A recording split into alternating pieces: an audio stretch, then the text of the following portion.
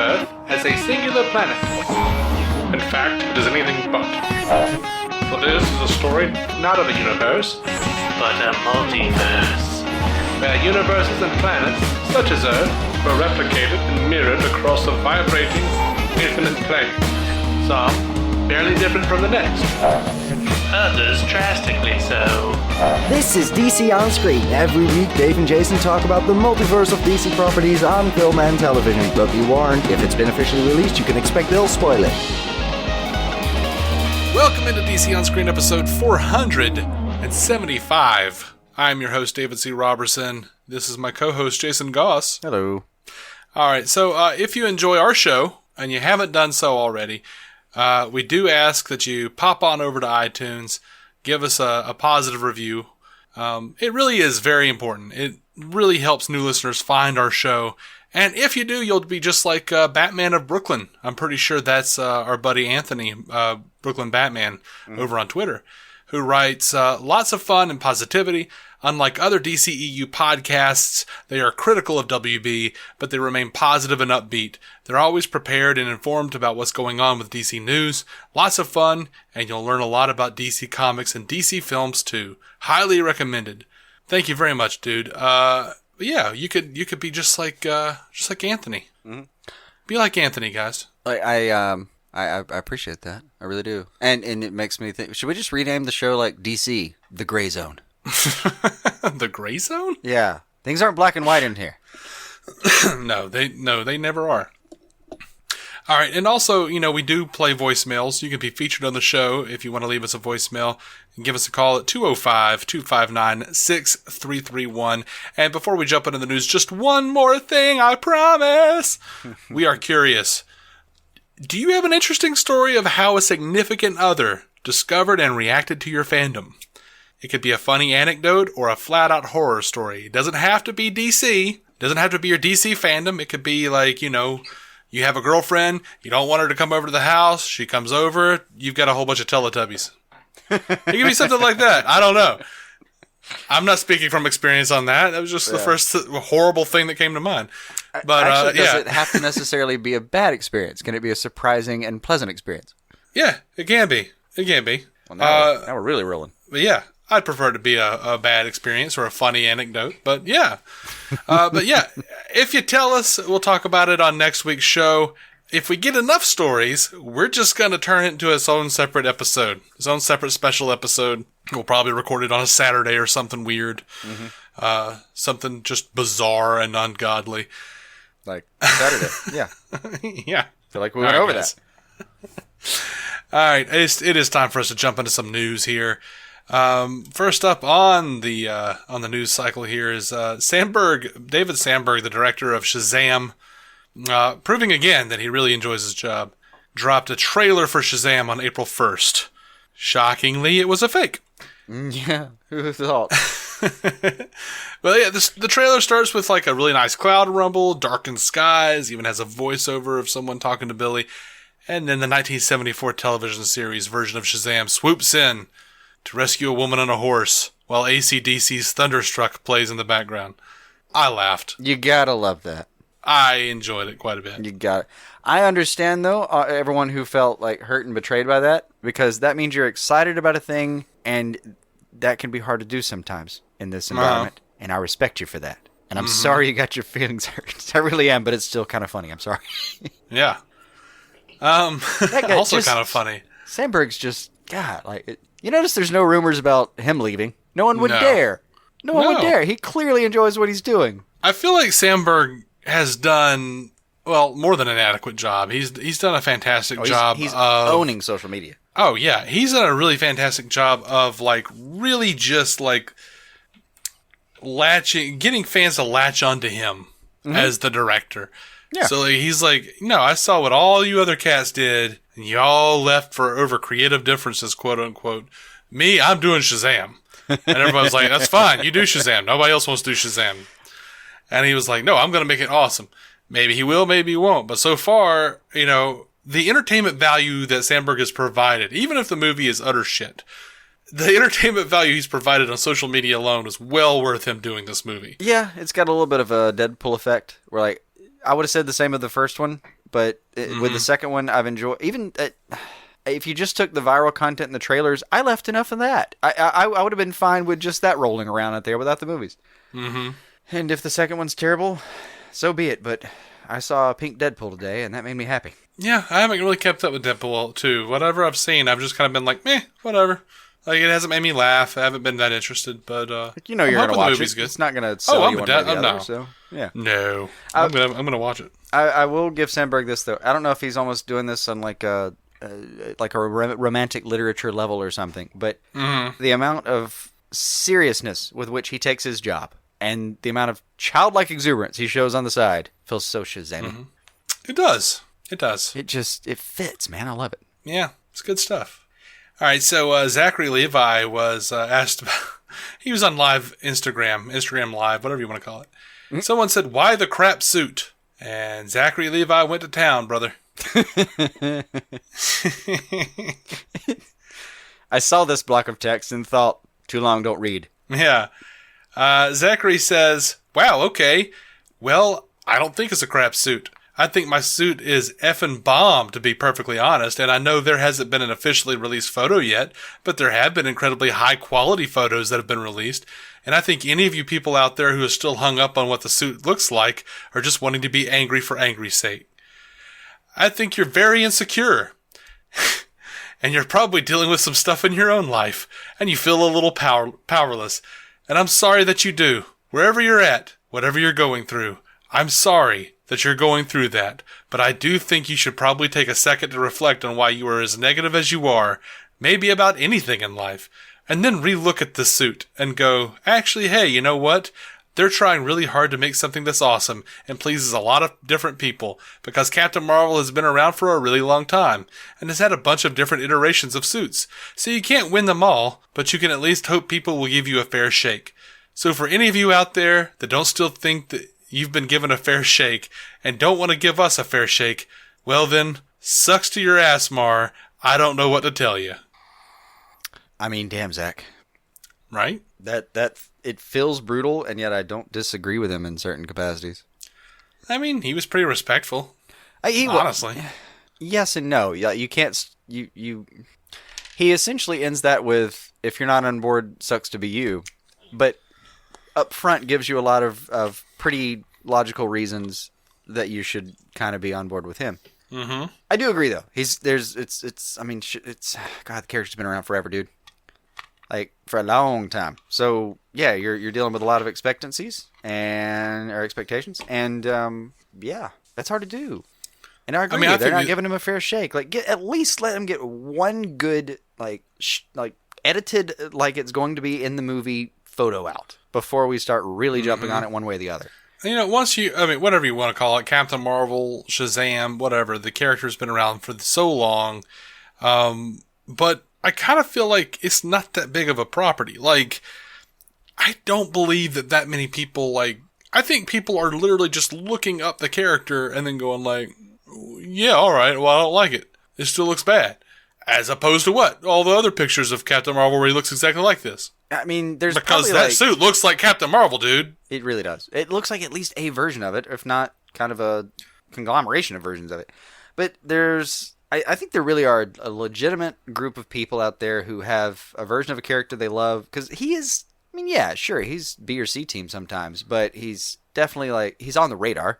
Yeah, I'm not saying that there aren't people. I'm not saying that they don't exist. Sure. Yeah, I'm not saying that people don't exist. I'm just saying, like, as many people have given them crap for this costume. Like, I just wonder how many of these people are just looking them up for the first time and going, oh, it looks like crap. You're saying the numbers aren't there for just people being primarily violated by the costume. People are just being dicks for no reason. Yeah. So I'm going to call it secondary violation, what you're talking about. Where it's like, you see it, then you go look up the character to see who the hell it is, and you see versions of the character that you would probably prefer to see, and then look back at the character and go, I don't like that now. Well, you really didn't have a concept before. You haven't, and that's especially the kind of guy that he was pointing out. Like, come on, man, give it a fair shake. Like, let me at least show you what this thing looks like in a trailer before you shit on it. Yeah, and I don't know. I think it looks just like the character. I have no qualms with it, man. It looks exactly right. It does. It does look pretty damn right.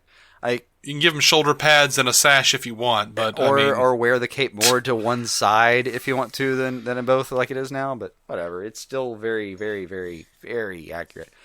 And I'm a little just, man, aren't you just tired of people taking set photos and tearing them apart for costumes? Yep, sure am. We've been doing that for a long time. I remember even Avengers 2 even was just, God, even that. Like people looking at the motion capture dots. Like people looking at live action people with the motion capture dots and saying like, this looks terrible. Seriously? I mean, people are doing it right now for like Marvel's Captain Marvel with Brie Larson. Yeah. Like, God, they were pissed. Oh my gosh. Man, they were pissed. Like they had to put out some other photos to contradict that and say like, no, we have plans. Just give me a second. Yeah, they're like posting like panels and stuff from the comics. Like, okay, in the comics she had this green outfit, and you guys need to, suck it up. Yeah, part of me longs for the days of fanzines and like 3 minutes of unedited footage on Entertainment Tonight featuring Michael Keaton's Batman with no sound effects. It really does. It goes to show you, man, like people on the internet, like, and these assholes with their clickbait.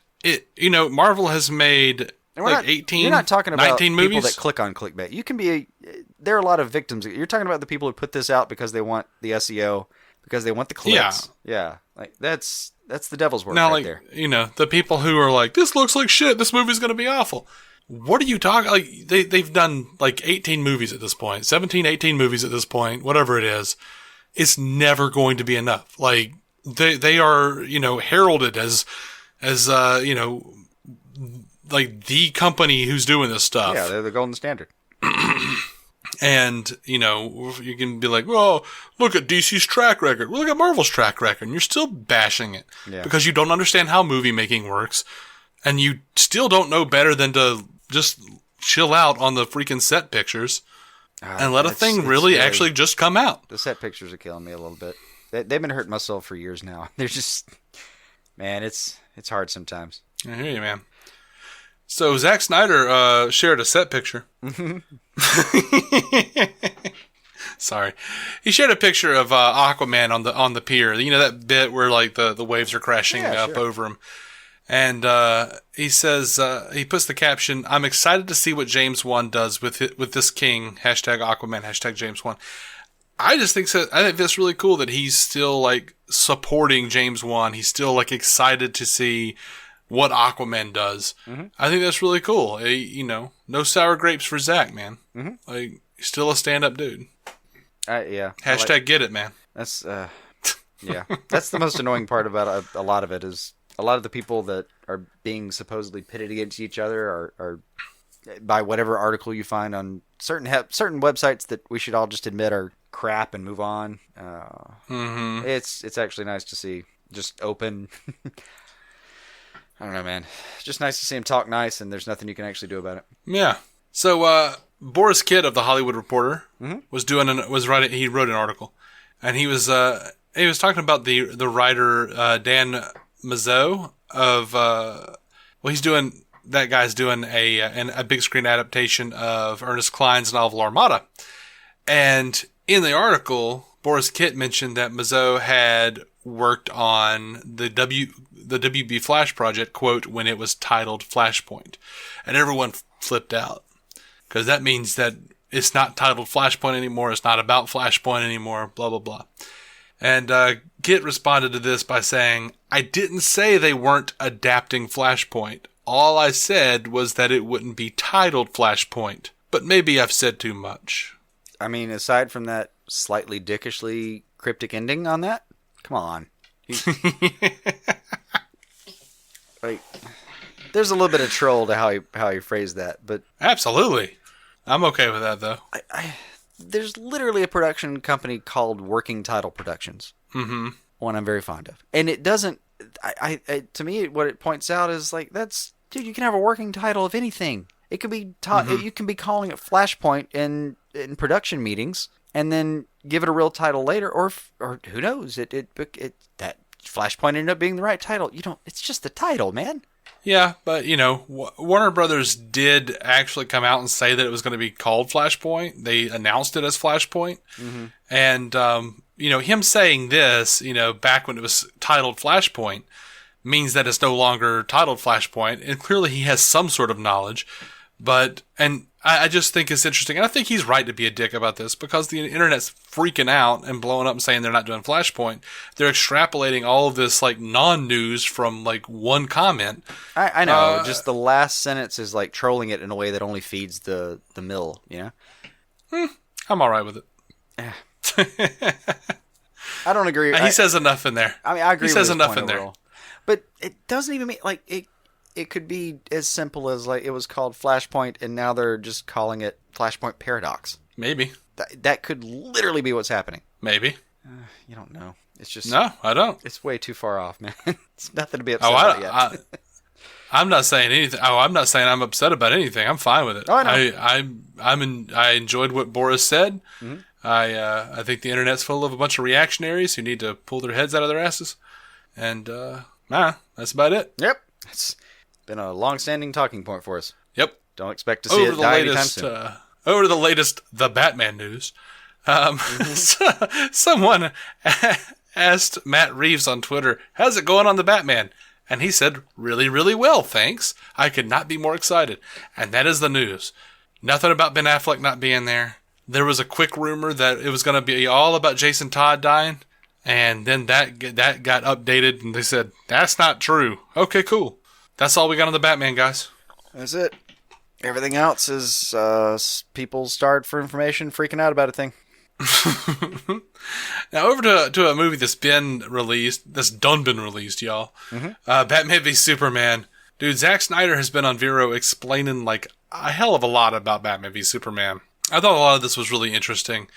The beautiful lie sequence. Someone asked him about that. Now that's the scene near the beginning where Bruce falls down the hole into the cave and is lifted up towards the light by the bats. Mm-hmm. And he describes it as a beautiful lie, the light that was a beautiful lie. Mm-hmm. And Zack Snyder told Vero user Alex Andrus, "The idea that in the dream the righteous man, the good man, seeks justice, but that quest for justice leads him into darkness and his own moral code is in question or may only be a construct of his grief. So the lie of the light becomes justice equals light. For Batman is the opposite." I mean, yeah. There's a lot of good themes to explore there. Yeah. A ton. I mean, it's Batman who thought he was seeking justice, and then he finds himself opposed to another guy who's seeking justice in a way that he can't tolerate. Like the themes were ripe. Now, it's like, granted though, that was the first, like that scene when I saw it in theaters, I literally leaned over to you and went, "What is going on right now?" Well, when the movie, there was so much going on, like negative reviews. There was like all these weird expectations. Like we were so afraid he wasn't going to get the character right. We were like, "What are they doing?" And then, like, I don't know. In the first couple of minutes, it made it seem like they were going to give him some kind of bat superpower or something. I was like, what are we doing? And then I'm like, hold on. Let's just see where this goes. I had a real fear response there for a second. Yeah. All right. So, Raghu Nathan over on Vero says, at Zack Snyder, "I need some clarification about BVS. There is a scene where Lex Luthor says, 'You flew too close to the sun. Now look at you,' to Zod's dead body in the Genesis chamber. And Lex's face looks sad and crying. What does this mean? Is he feeling sad for General Zod? If so, please explain." And then Andre GXF, another Vero user, responded, "That is a reference to the story of Icarus who wanted to fly. He was given wings of wax, flew too close to the sun, the wings melted, he fell to the earth and died. Literary interpretation has found in the myth the structure and consequence of personal overambition."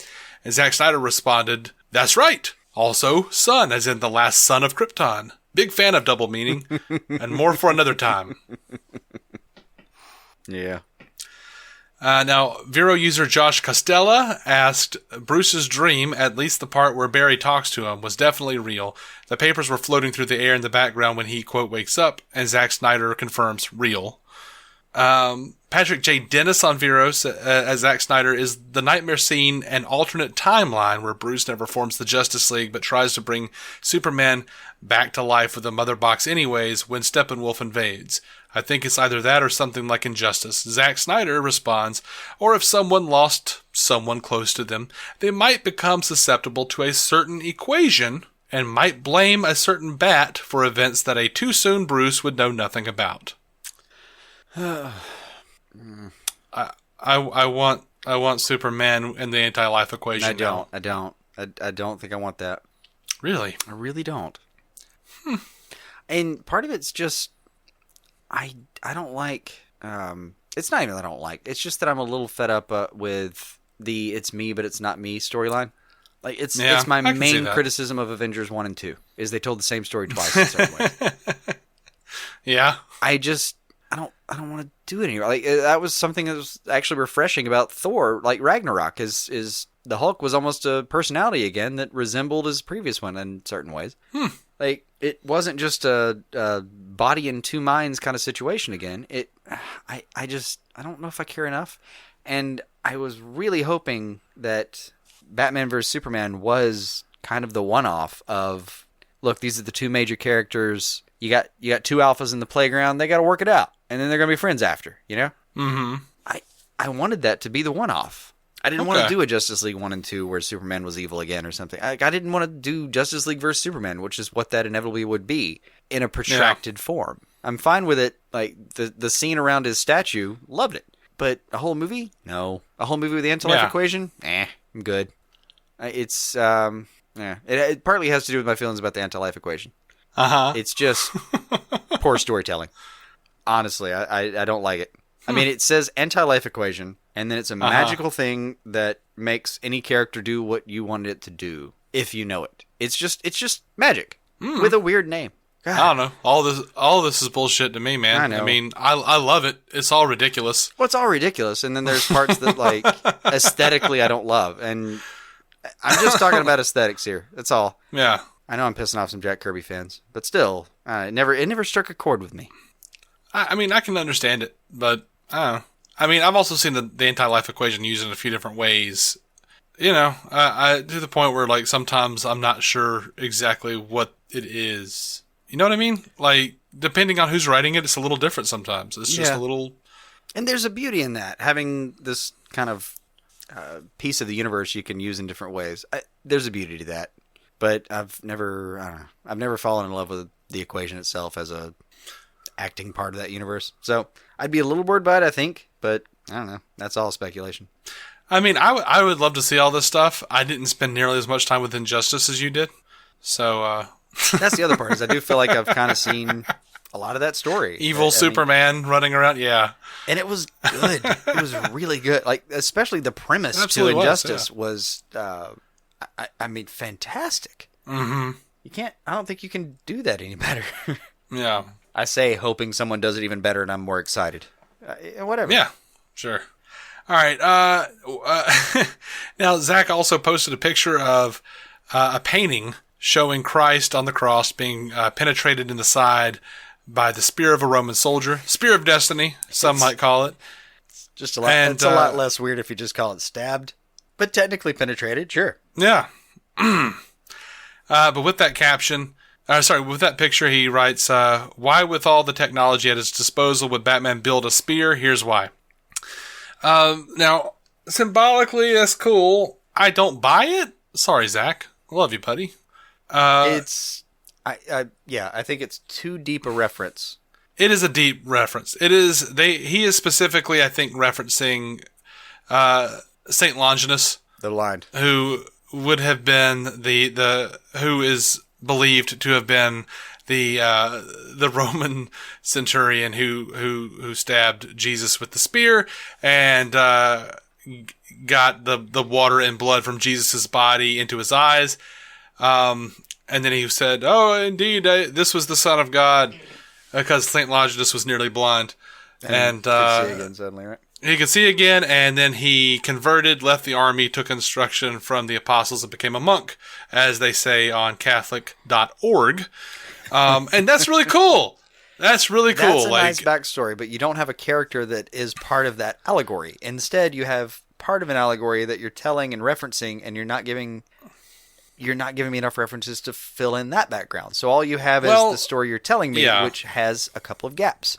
And it's kind of, it's cool because it's like, oh, Batman was metaphorically nearly blind, but he was healed when when he kills or nearly kills Superman, and okay. Yeah. But that's, again, like, and I've said this before, Superman was created by a couple of Jewish kids, you know what I mean? Like, I'm pretty sure they saw him more of as like a Moses figure, more than the Jesus figure. But, I mean, whatever, man. If you gotta make Superman Jesus, I get it. Like, we've seen it before. And that is a cool, reference. But at the same time, I mean, we did see Batman in BVS with some kryptonite technology. I didn't need it to be a spear here. No. And it is a little weird. And he's definitely used, specifically the, Jesus imagery before. I mean, that shot in Man of Steel is undeniable. But one of the reasons it is because Doomsday was like putting out like EM pulses, and like that crashed the Batwing. So he needed something kryptonite based that wouldn't like die, right? So that they could kill Doomsday with it. That's what it was. That works for me. Still, not that Batman would have known that was happening. Even in the Ultimate Edition, didn't quite make it into the movie, and then, like you said, Doomsday was constantly evolving. He didn't know that was one of the evolutions he'd go through, so it doesn't have any point. Right. But see, that's one of the parts where, like, that scene is, it's the weak point of the movie. I like a lot of it, and thematically, I love the movie. But, like, in terms of the action, there are a lot of parts of that scene that just don't completely make sense. I mean, it would make sense if, like, I would love to have, like, Alfred come in and be like, really? Like a spear? And have Batman be like, you never know. You never know. I always have a weapon on hand that isn't like dependent on electrical pulses, just like that would have done it.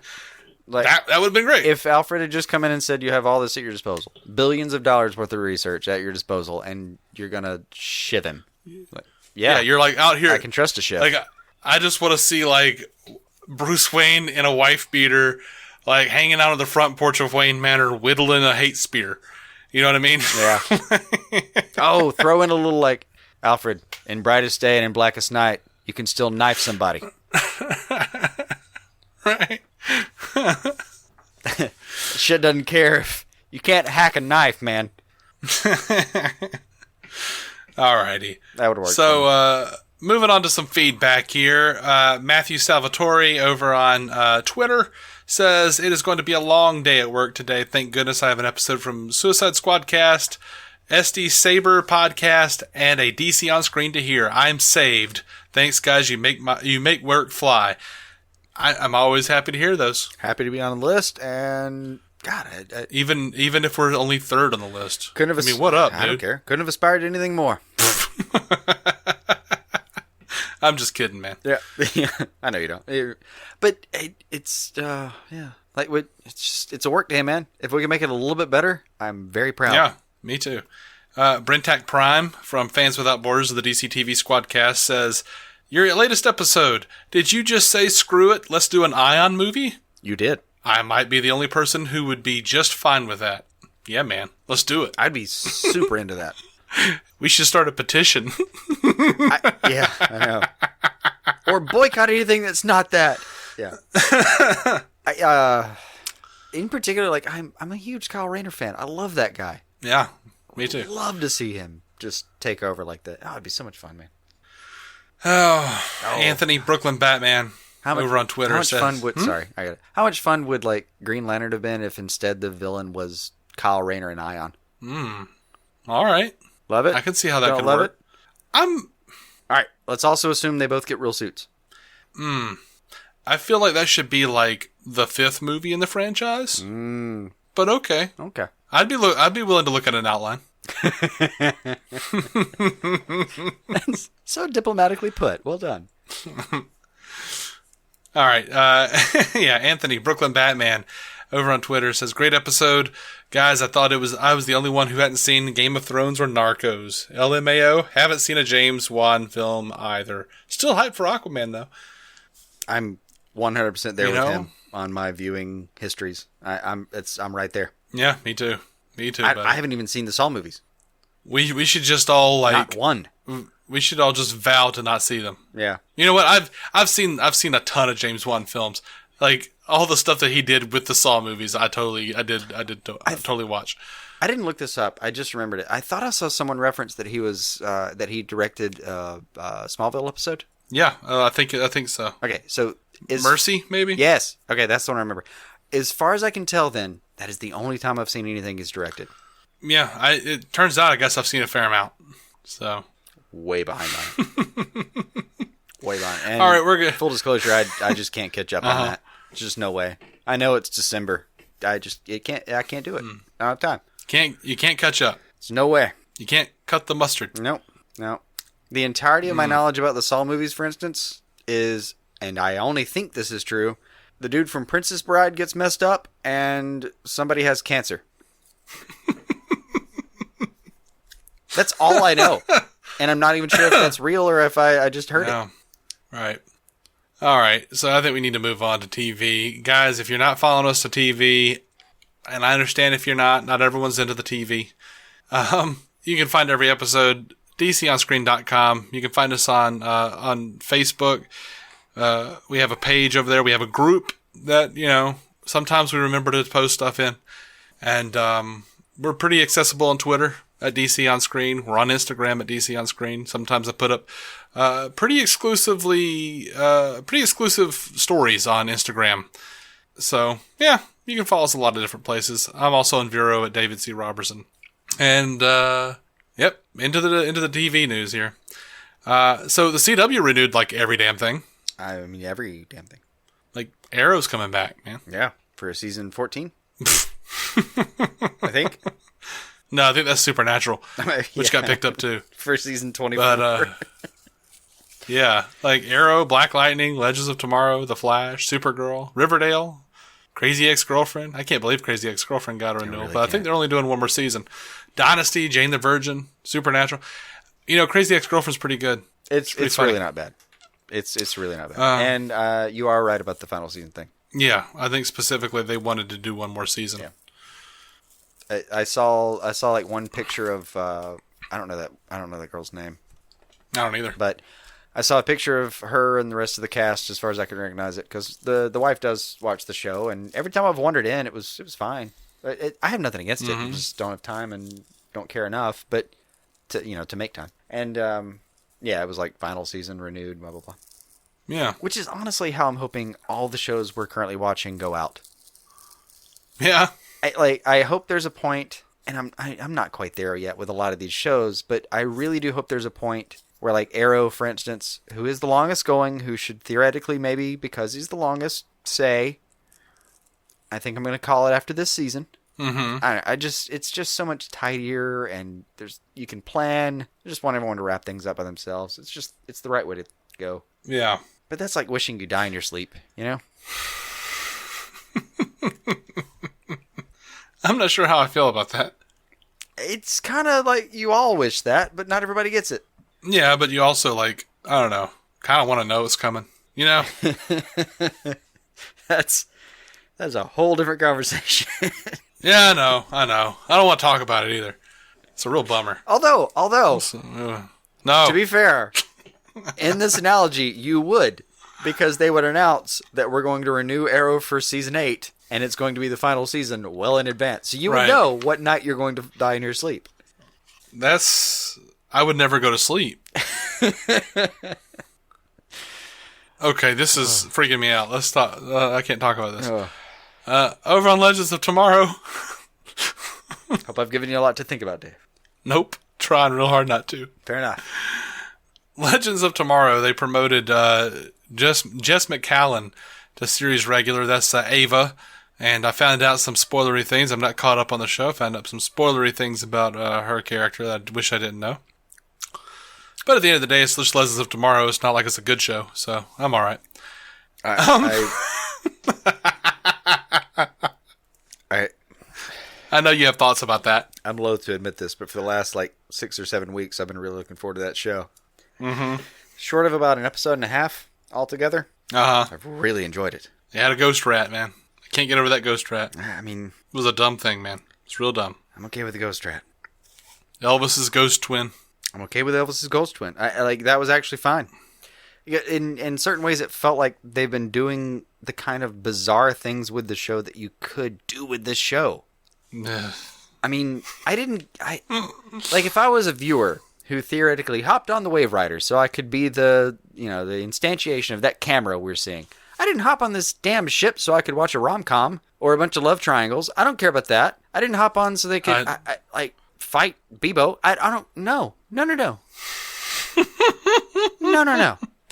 Uh-huh. But time-traveling adventures or going back to, save Elvis's career and thus correct the course of musical history? Yes, that is what I would have jumped on board for. Mm-hmm. Yeah, it's been better than I actually thought it would be for a little while. And I'm not sure if I should be ashamed about that, but it's how I feel. I will say this. I'm just saying. It's better than Arrow. It's better than Arrow right now.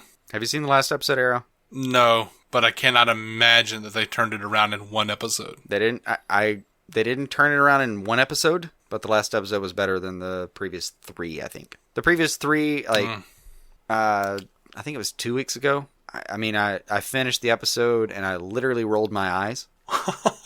It's not a good response. Uh-huh. And then the last episode, yeah, it was a decent episode. I'll see. Mm-hmm. So Phil Klimmer was talking about John Constantine on Legends of Tomorrow. He says, I had not really realized the fervor of Constantine's fandom. How? I know, right? He says, I sort of accidentally discovered it. Honestly, we put him on the show just because we wanted him on the show. Bullshit. I call bullshit on that statement right there. Completely. Like the idea of I kind of accidentally discovered it one day when I went to the internet.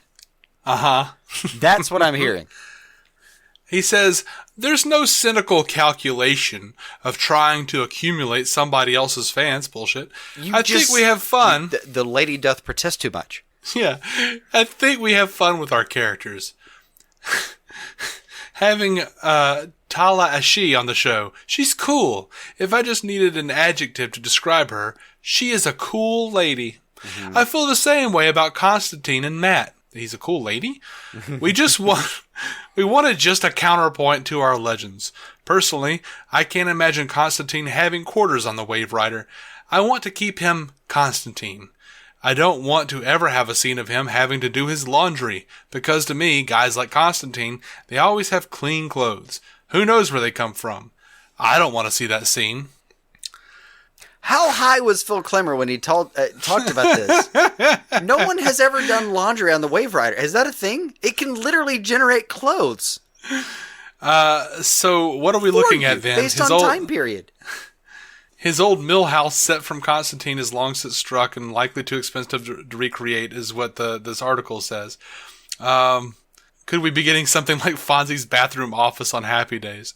But Klimmer says actually, that would be fun though. Is like if every time they went for an adventure, they picked him up in that old it'd be so much fun if you saw the Dr. Fate helmet in the background for a couple of choice scenes, and suddenly that was it. There's so much I could do from that house, but I don't know. So Klimmer says that apartment of his the never-ending apartment we saw his last episode might prove to be a space where the legends can go to find Constantine, Klimmer hinted.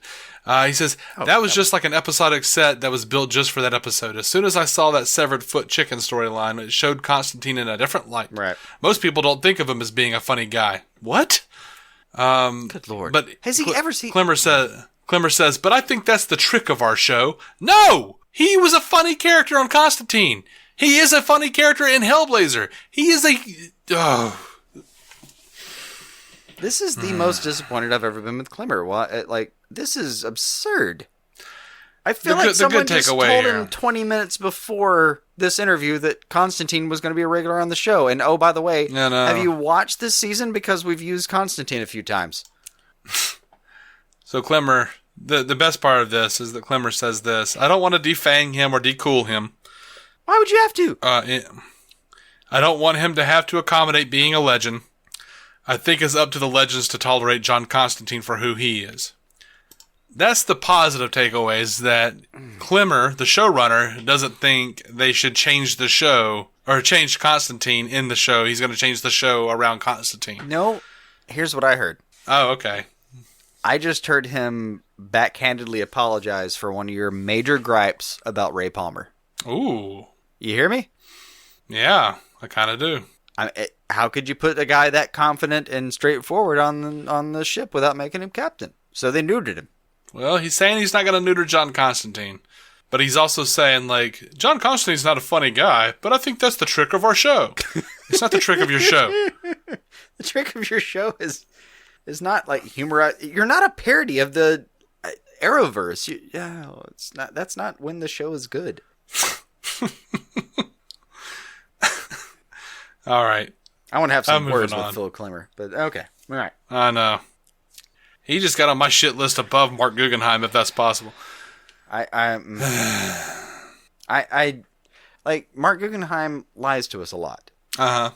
For various reasons, but he does sometimes just straight up lie to us. And that's like, I don't know if I've ever really heard Klemmer do that, but this just feels like I don't hear Klemmer say much of anything. Alien took over his body and tried to like look through some notes he had at his house before they came out, and somebody was like there with a microphone asking questions. And he tried to put it together best he could, you know? Yeah. Because I've never heard anything distant out of him. So over to Arrow. Thea Queen, Willa Holland, is officially off Arrow. And by all accounts, this was Holland's choice. The cast and crew have been pretty supportive. Mel told TV Line recently, Willa was nothing short of professional and excellent, and always delivered tremendous performances, but I know that she wanted to move on with her career, and I totally respect that, and I'm glad that she's going to get that opportunity. And Mark Guggenheim says, the door is always open for Willa to return if she has a hankering to. So, yeah, I mean, that's been, the writing's been on the wall for quite some time on Thea popping off, and a few weeks ago, and they brought Roy back, and then the van, Oliver was like, yeah, so when you get Roy out, you should go with him. Yeah. What? Yeah. Yeah, they were leading up to it. And behind the scenes, it's been a thing for a while. Like, Willa asked for kind of essentially a leave of absence. Less episodes, yeah. I mean, yeah, she definitely asked to be downplayed, and she wasn't happy. I don't know that she wasn't happy. It just seemed like she was ready to move on. Well, I may have phrased that in a way that it sounded more dire, but I suppose that's really what I meant. Yeah. So Katie Lotz is scheduled to make another appearance as Sara Lance on Arrow for the season 6 finale. That actually sounded kind of fun. Yeah, I mean, I don't know. Personally, like, I want the show to be over, but I would love a series finale where, like, everybody shows up. Like, I want to see Roy, Thea, I want to see, like, Sara, I want to see everybody from that show. Yeah. I want to see Barry. I want to see Barry pop up and be like, all right, see you. Absolutely. All right, so over to Gotham. Ben McKenzie talked about Jerome at a roundtable recently. He says Cameron came in to the middle of season 1 as what we originally thought would be a one-off, a sort of precursor to the Joker, but not necessarily the Joker. But he was so magnetic and so committed that it felt like we had to go further. There was more that he could do, and more that we could do with the character, certainly.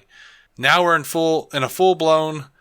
The end of the season really kicks it off, but it becomes even more of a story of his Machiavellian plans to either take over Gotham or destroy it trying. I like that he like cut himself off. Yeah. That he was like, we're in a full-blown... You know what? I don't want to talk about that. There are ellipses on the page. Like,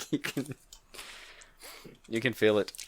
Yeah. Last bit of news for this episode. Bruce's Penthouse, a leaked call sheet, supposedly for Titans, is currently filming in Toronto under the name Freebirds, will apparently have some scenes shot in Bruce's penthouse. And Raven and Robin will be leading the scene, it looks like. So that's cool, man. I'm looking forward to Titans probably more than anything else that's in development. Even the movies. Yeah. I'm just kind of down for Titans right now. I mean, it's sounding pretty cool. And if that wasn't a leaked call sheet, man, it's elaborate. Mm-hmm. I mean, damn. Also, I cracked up at the... I didn't know the working title was Freebirds. That's funny. That's just funny. Yeah. All right. Well, I think that's going to wrap up the show, this episode. And again, you can find us at dconscreen.com, DC On Screen on Twitter, we're on Facebook under DC On Screen, Instagram, we're everywhere. And again, go throw us some iTunes reviews, guys. We love you. We hope you love us. You must love us exactly as we love you. Make others. Until next time, guys, keep some DC on your screen. Well, that last bit's one of the creepiest things we've ever recorded. Which part? You must love us, make others. No. The You Must Love Us Exactly As We Love You is from the old Greg episode of The Mighty Boosh. Fair enough. Old Greg tells this guy, you must love me as exactly as I love you. Like, oh, what? Do you love me? I have all things that are good. I believe it for that character. It's also the least emotionally intelligent quote I think I've ever heard.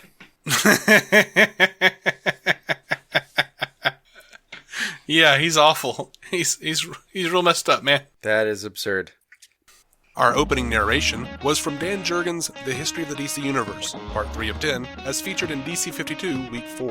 It was performed by me, David C. Robertson. Intro music by Jason Goss and Michael Shackelford. Michael's band, Future Elevators, could be found on Spotify or future-elevators.com. Our introduction was performed by Effie Ophelders of the fantastic podcast Stealing the Remote, which lives on SoundCloud. It can also be found on iTunes and Stitcher. We are proudly in partnership with TV Time, the TV show calendar and social media site that lets you keep track of what you're watching, what your friends are watching, and where you all left off. DC On Screen is a maladjusted production. Visit maladjusted.tv for more from me and Jason, including sketch comedy, an improvised web series, vlogs, parodies, and more. Are you maladjusted? Judy was boring. Hello. Then Judy discovered ChumbaCasino.com. It's my little escape. Now Judy's the life of the party. Oh, baby, mama's bringing home the bacon. Whoa, take it easy, Judy. The Chumba life is for everybody. So go to ChumbaCasino.com and play over 100 casino-style games. Join today and play for free for your chance to redeem some serious prizes. ChumbaCasino.com. No purchase necessary. Void where prohibited by law. 18 plus terms and conditions apply. See website for details. Here's to choice, to making your voice be heard, to getting exactly what you want, especially when you eat. At Subway restaurants, you choose your freshly baked bread, meats, cheese, and veggies to make a sub that's just right for you. Come in and create yours today. Subway, eat fresh.